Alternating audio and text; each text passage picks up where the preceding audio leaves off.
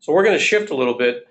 Each month we publish the High Net Worth Investor Newsletter, which is a great publication for providers and advisors. And we pull some samples of our various research topics. This month, some of you may have seen in the media, because it of course got coverage, because media likes to cover sort of things that are a little extreme. But this month, and Kathy will talk about it, we issued a white paper, as she said, on snap judgments in terms of how does it impact your selection for financial advisors. Great, thanks, George. Yes, we always debate internally whether this is too controversial to talk about, and actually I don't feel like it is. It just sort of is what it is, right? It's the tradition of the industry, and it's not really based upon anything trying to be, too racist or anything of that nature or gender biased. It just is what it is, how we are as an industry still, and how people make choices regarding their money. So what we did was we presented this picture that you see to investors in our monthly research, and we asked them, based upon looking at this group of advisors, who would they choose if they had to choose one of these people to be their advisors? And not surprisingly, we found that I want you to focus on advisor number 1 and advisor number 3, because those were the 2 advisors that most of these wealthy households chose to be their financial advisor. Now, keep in mind that we do acknowledge that our sample, because we are looking at high net worth investors, are wealthy, so not necessarily representative of the mass market, as well as the fact that they are skewed more towards white Caucasian people to begin with, because that's reflective of, fortunately or unfortunately, however you look at it, of what the wealth market actually is. So we'll take a look, we'll drill down a little bit more as we go through the next few pages. So overall, if you take a look at this page, you'll see that 33% of total investors of all age groups, so we interview people from, millionaires and ultra high net worth households and mass affluent households, mass affluent being defined as households with $100,000 or more of net worth. So a lot of younger people will fall into that pool. And we found that 33% chose number 1, the older white male, and 23% chose number 3, the middle-aged white male. You can see that some of the young white female got 13%, the older white female got 12%, the middle-aged white female 12%. So the females averaged the 12 or 13% kind of range, regardless of their age. The minority male got the smallest percentage, and the young white male didn't fare much better, to be honest.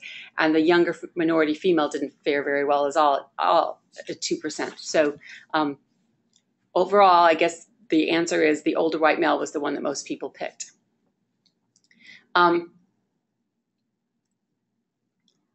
We show you this same categorization by the different wealth segments we have. So the first one is our mass affluent investors. The second is our millionaire investors, who are represented by $1 to $5 million households. And basically it was the same as the mass affluent. And the third is the ultra high net worth investors. And these are all the households with more than $5 million of $5 million of net worth. As you can see, it's a little higher for the older male here. That may be age biased, because the ultra high net worth do tend to have an average higher age than the other 2 segments. So those are the totals that you will find about who chose who in the various wealth segments.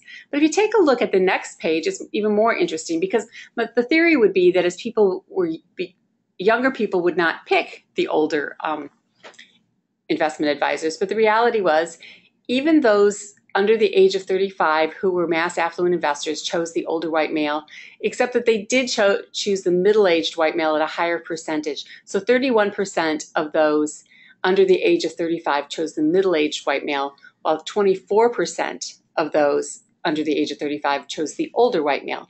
But they were still the ones basically that were the winners, I guess, in that particular category. You can see there was a higher number that chose the young white female. It could also be in this particular age group that the middle-aged white male looks old to them. So, it's sort of a similar kind of analysis that people overall we believe choose these investment advisors because that's what they believe an investment advisor looks like. That's what we've grown up looking at. That's what our particular belief is that basically that's what we've been shown for many, many years, or that's who our parents may have used or their parents may have used. So that's what our perception of a financial advisor is at this particular time. Secondly, we show you the millionaire investors, same thing, broken by the age groups. You can see the middle-aged white male number 3 was very popular with the 35 to 44-year-olds in this particular group of investors. So a lot of millionaire investors tend to be more slightly younger than the ultra high net worth, but still older than the millennials. And finally, we took a look at the ultra high net worth investors and who they chose. Slightly different format you can see here because we broke it into the different wealth levels. And you can see that there are some differences by wealth levels, but nothing too major in the sense that if somebody has more than $15 million, doesn't make them choose the older white male any more than somebody with $5 to $10 million of net worth.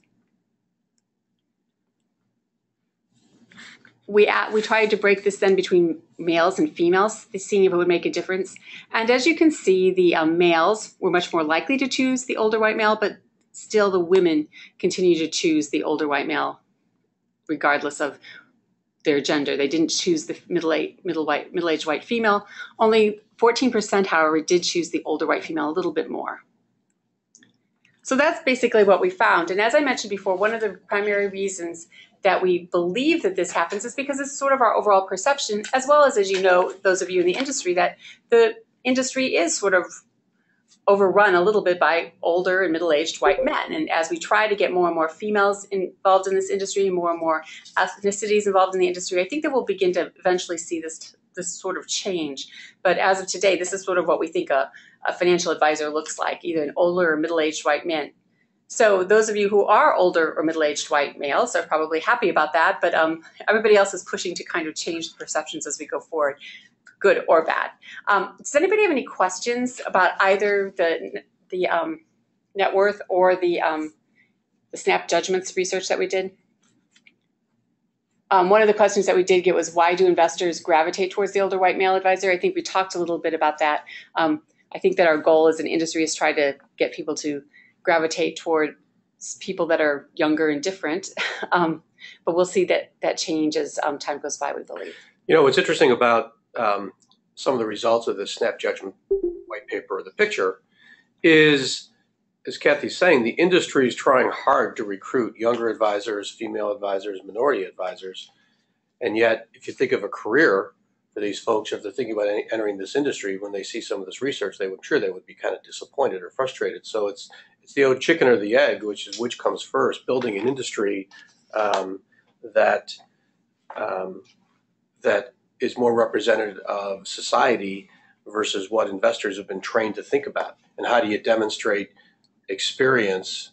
And it's true in anybody's career, regardless if it's investing or anything else. If you're young, how do you demonstrate experience? Right. Plus, it depends on, it's your money, right? So you want to rely upon somebody who you perceive actually has experience. So maybe that's the age-based kind of. So maybe the robo-advisors ought to put older computer pictures on. There you go. So if there aren't any other questions, we will be, as Kathy said, sending you a copy of the presentation as well as the June issue of the High Net Worth Investor newsletter, which, as you can see, has a table of contents of a number of different topics. The second part being all of our index data, and the first part being different elements from our research in the past few months. When wealthy investors buy gifts, how much do they spend? The classic, people spend more on Mother's Day than Father's Day, as well as how much graduation. do they spend on graduation gifts? We find is always popular. Right. The level of optimism or pessimism in general about a number of key topics. And we just talked about investor traits. And the other topic is the traits, more about advisors in terms of what type of investors pick what types of investors. In other words, who picks full service? Who picks full service brokers? Who picks RIAs? Who picks financial planners? And the profile of those clients or those prospects. That's another great story that you can see. So we'll be sending that to you in the next day or so. If there aren't any other questions, we thank you, and we look forward to having you join us next month. Thanks.